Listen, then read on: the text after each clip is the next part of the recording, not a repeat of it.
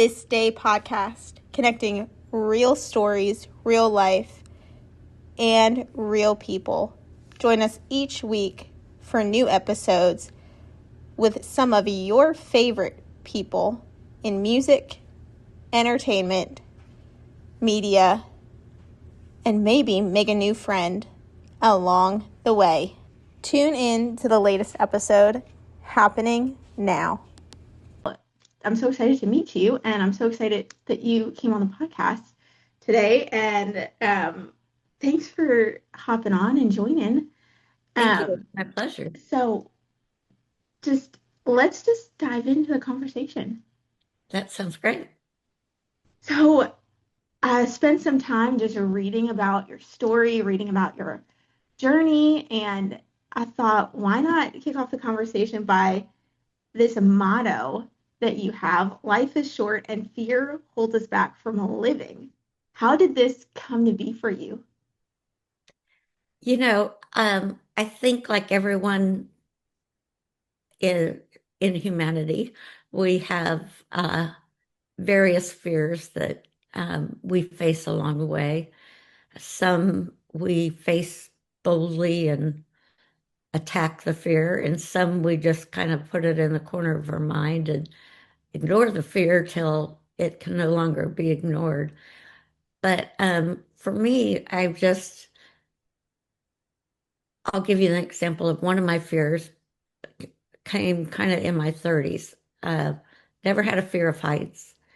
And then I don't know why my husband had me up on our roof. He wanted to show me something like the view from the top of the roof. And I got up there and then I was laying flat on the roof and I could not move. It was the craziest unexpected fear. And it took me a bit to get me um, off the roof. But from then on, I had, this kind of extreme fear of heights where I didn't want to go on balconies and blah, blah, blah. But I'm also someone who uh, is an adventurer and thought the only way I'm going to overcome this fear and be able to carry on with my adventures is to really tackle it.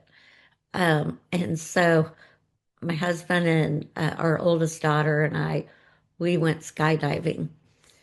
And the interesting aspect of skydiving in the context of heights is you don't really have the perspective of how high you are. You're kind of focused on all the things they've taught you.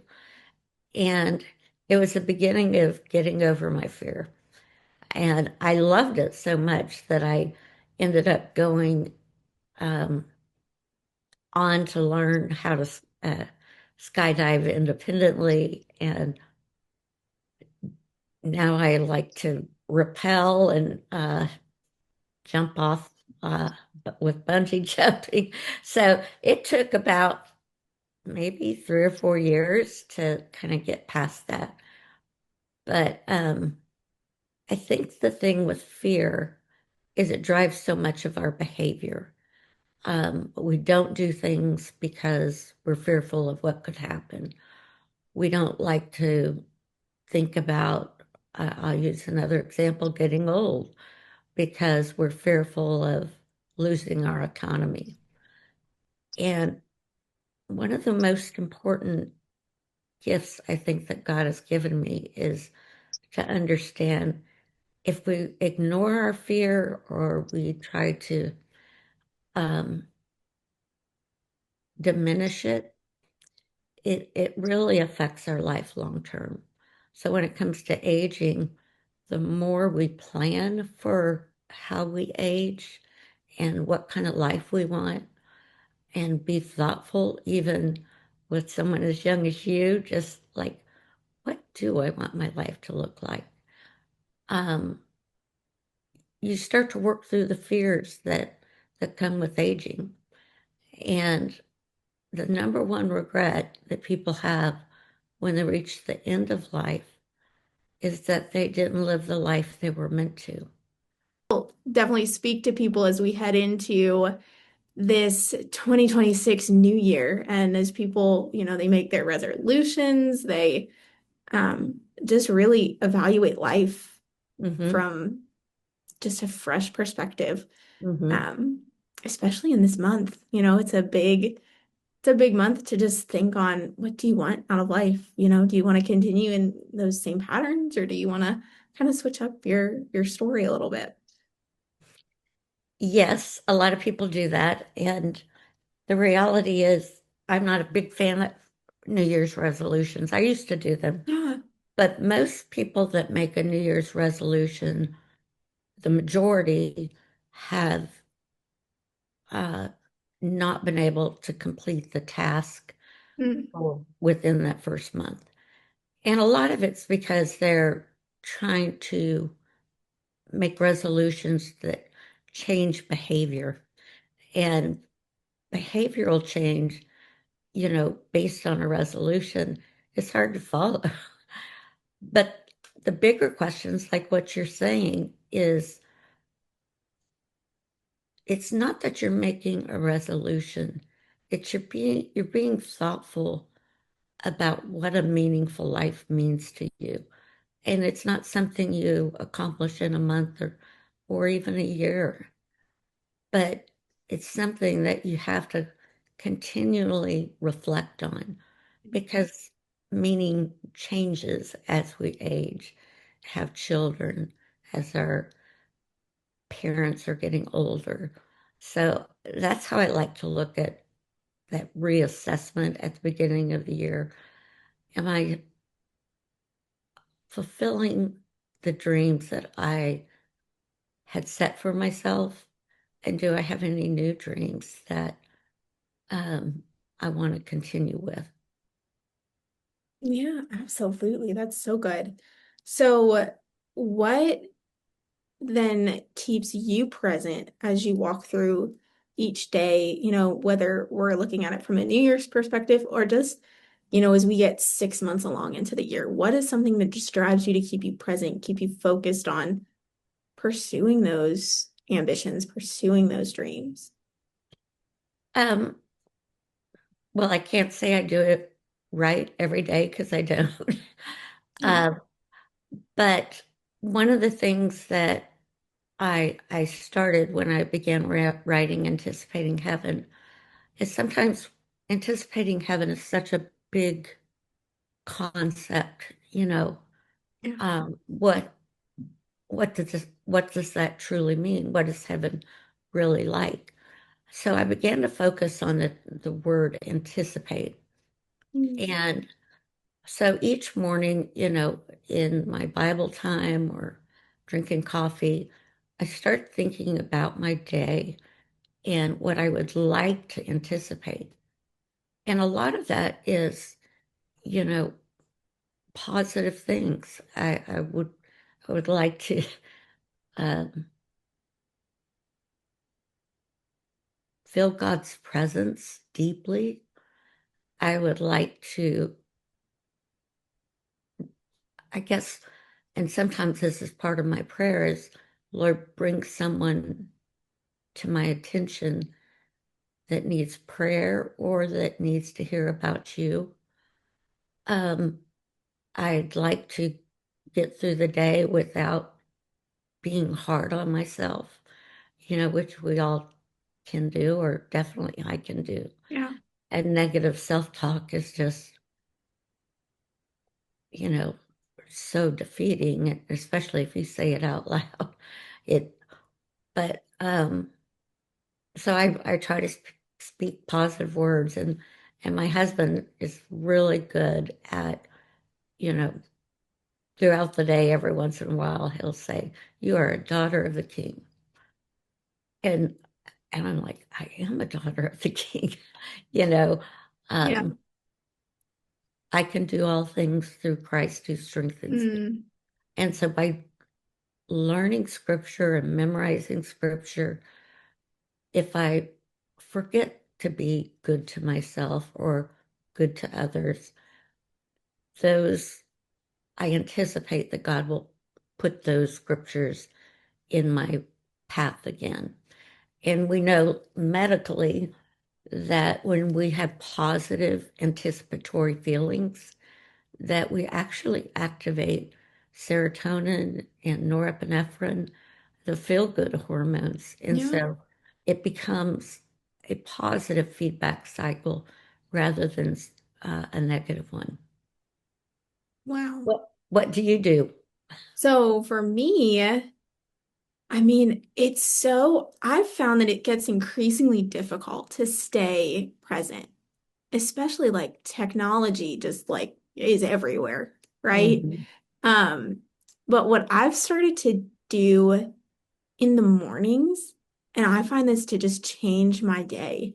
Um, I have a chair in my living room, and it's right by the window of my little balcony where I live, and you can hear the birds chirping outside. So when the sun's coming up, and I'll go in that chair and I'll just have my quiet time in the mornings with Jesus and open up my Bible, and for 30 minutes, I don't have a phone. I have it plugged in another room.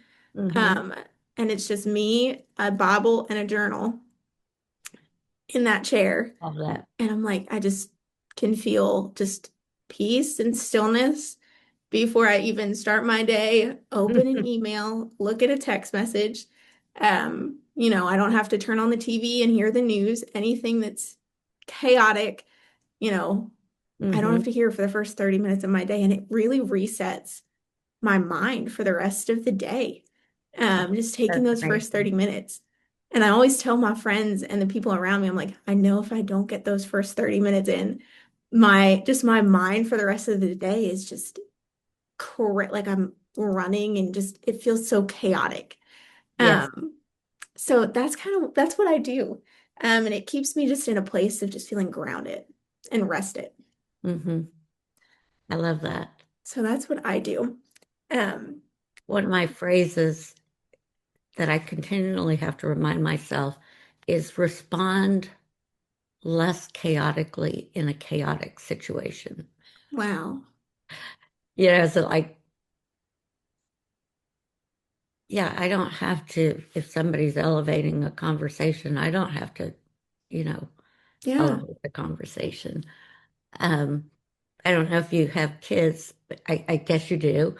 Uh, but one of the things that I like practically do, and I've been doing this about 4 years, is when one of my kids, and they're all grown now, but I have 8 grandkids, is when they're talking to me, I stop what I'm doing and I look and in their eyes because I realize that so much of conversations we're busy, we're not paying attention, and they may be speaking words, but their facial expressions are exhibiting what those words mean to them. Mm, And so by looking at them, they know that I'm fully engaged in what they're feeling or talking about.